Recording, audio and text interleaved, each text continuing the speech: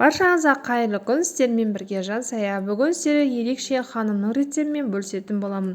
Менімен бірге видеоның соңына дейін үзбей көруіңізді сұраймын. Ең алдымен таза ыдысымызға бір дана жұмыртқамызды, тұзымызды сабаламыз, кішкене ғана сұйық майымызды құямыз, үстінен суымызды құйып, жақсылап араластырамыз.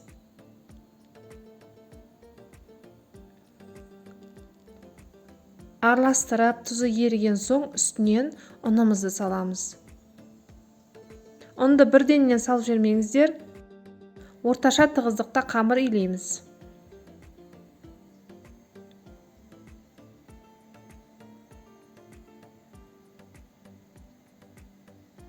Көріп тұрғандарыңызда дәл осындай тығыздықта қамыр болады.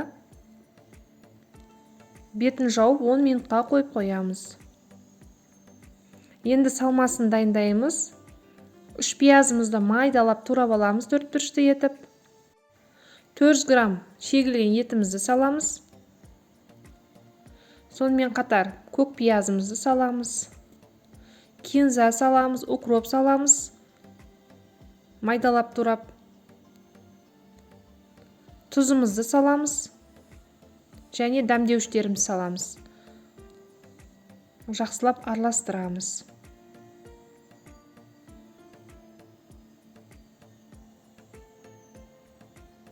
Каналыма тіркелмеген болсаңыз, каналыма тіркеліп, қазақша каналдың одан ары дамуына септігіңіз тигізіп, төменге пікіріңізді қалдырып, сонымен қатар осы видеоны достарыңызға, туысқандарыңызға жіберіп, бөлісуді ұмытпаңыз. Менің каналыма кіріп көріңіз. Менің каналымда неше түрлі дәмді рецептер бар, ыстық тағамдардың неше түрі бар. Сонымен қатар қатпарлы нандардың, пирогтардың, торттардың, салаттардың рецептері бар. Каналыма өтіп кіріп көріңіз, сіздерге ұнайды деген ойдамын. Қамырымызды 4 бөлікке бөліп алып, домалақтап осылай қойып қоямыз.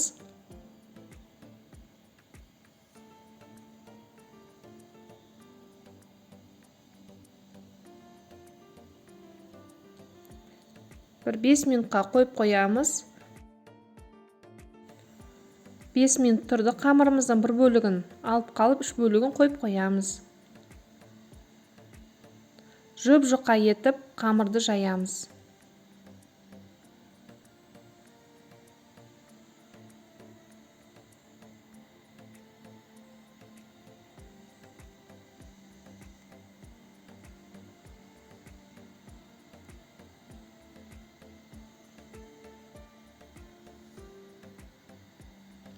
Қамырымызды жайып алдық. Енді үстінен ертілген сары майымызды жағамыз. Бір тегіс етіп жағып алдық сары майымызды. Енді салмамызды 4 бөлікке бөлеміз. Бір бөлігін саламыз. Жақсылап жаямыз.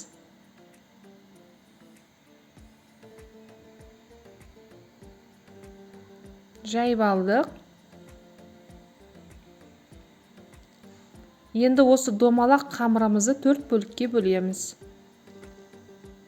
Бір ұшын алып, мен көрсеткендей етіп, осылай орайсыздар, айналдырып.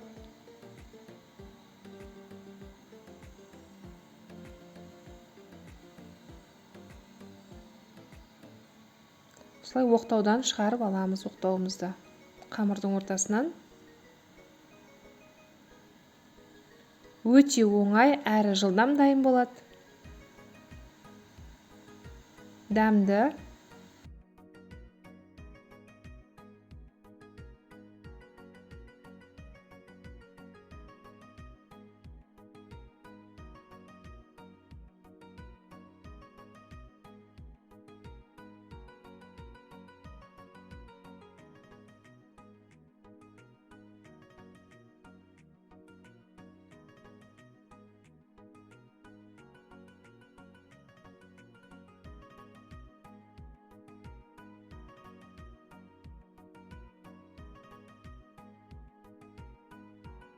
Барлық қамырымызды дәл осылай дайындап аламыз.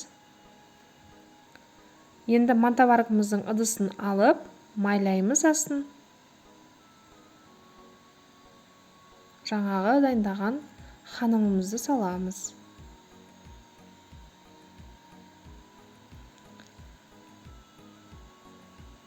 Бетін де сұйық маймен майлаймыз.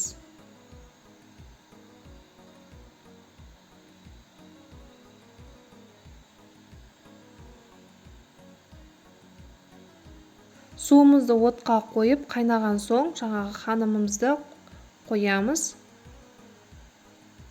Бетін жауып 40-45 минутта пісіріп аламыз.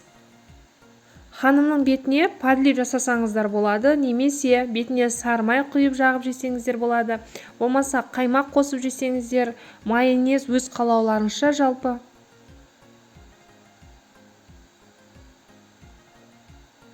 Өте жұқа, дәмді, міндетті түрде жасап көріңіз. Менімен бірге видеоның соңына дейін көргеніңіз үшін рахмет. Жасап көріңіз, ас болсын.